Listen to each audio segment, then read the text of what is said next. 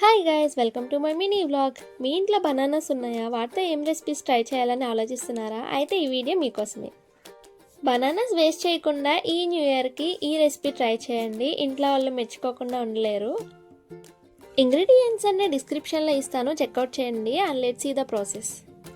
First ఒక bowl తీసుకోండి. అందులోకి 1 cup maida, 1 tablespoon baking soda and 2 tablespoon baking powder వేసుకొని చల్లించుకొని సైడ్కి పెట్టుకోవాలి.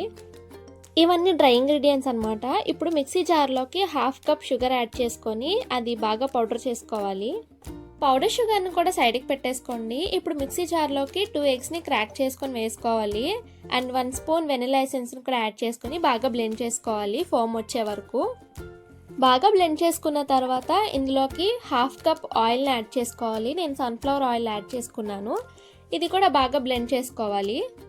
అండ్ 4 బనానాస్ తీసుకోవాలి, బాగా పండిపోవాలన్నమాట. వీటిని బాగా స్మాష్ చేసుకోవాలి. స్మాష్ చేసుకున్న బనానాలోకి బ్లెండ్ చేసుకున్న ఎగ్ మిక్చర్ని యాడ్ చేసుకోవాలి. ఇది బాగా మిక్స్ చేసుకోవాలన్నమాట.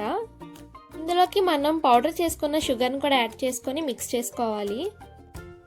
ఇప్పుడు డ్రై ఇంగ్రీడియంట్స్ని యాడ్ చేసుకుందాము. స్లోగా యాడ్ చేసుకొని మిక్స్ చేసుకోవాలి. కొంచెం మిక్స్ అయిన తర్వాత నేను ఇక్కడ స్పాచులాతో కట్ అండ్ ఫోల్డ్ మెథడ్లో మిక్స్ చేసుకుంటున్నాను.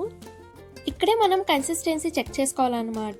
టైట్గా ఉంటే కనుక మిల్క్ యాడ్ చేసుకో. ఇప్పుడు కేక్ బేక్ చేసే బౌల్ని తీసుకోండి. అందులోకి ఆయిల్ యాడ్ చేసి స్ప్రెడ్ చేసుకోవాలి. అండ్ డస్టింగ్ కోసం మైదా యాడ్ చేసుకొని డస్ట్ చేసుకోవాలి. ఇప్పుడు ప్రీహీట్ కోసం ఒక గిన్నె తీసుకోండి. బూటం చాలా థిక్గా ఉండాలన్నమాట. మనం బేక్ చేసుకోవడానికి శాండ్ కానీ సాల్ట్ కానీ యూజ్ చేసుకోవచ్చు. బట్ నేను ఇలాగ స్టాండ్ పెట్టేసి బేక్ చేస్తున్నాను. ఇప్పుడు కేక్ బేక్ చేసే బౌల్లోకి ఈ మిక్చర్ని అంతా షిఫ్ట్ చేసుకోవాలి. అండ్ నా దగ్గర డైరీ మిల్క్ ఉందన్నమాట. నేను అది యాడ్ చేసి స్ప్రెడ్ చేశాను కేక్ మొత్తము. ప్రీహీట్ చేసుకున్న దాంట్లోకి పెట్టేసి సిమ్లో 45 మినిట్స్ కుక్ చేసుకున్నాను. పర్ఫెక్ట్గా బేక్ అయిందనమాట. కేక్ చల్లారిన తర్వాత డిమౌల్డ్ చేసుకోవడమే. చూసారా కేక్ ఎంత స్పాంజీగా వచ్చిందో? టేస్ట్ అయితే మీరు లైఫ్లో మర్చిపోలేరు, అంత బాగుంది. రెసిపీని స్టెప్ బై స్టెప్ ఫాలో అయితే కనుక పర్ఫెక్ట్ కేక్ని మీరు కూడా ట్రై చేయొచ్చు.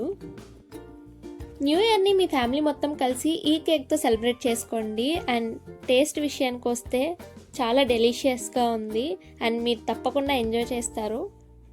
మీరు ట్రై చేసి ఎలా వచ్చిందో కమెంట్ చేసి చెప్పేయండి. అండ్ సబ్స్క్రైబ్ చేసుకోవటం మర్చిపోకండి. Thanks for watching.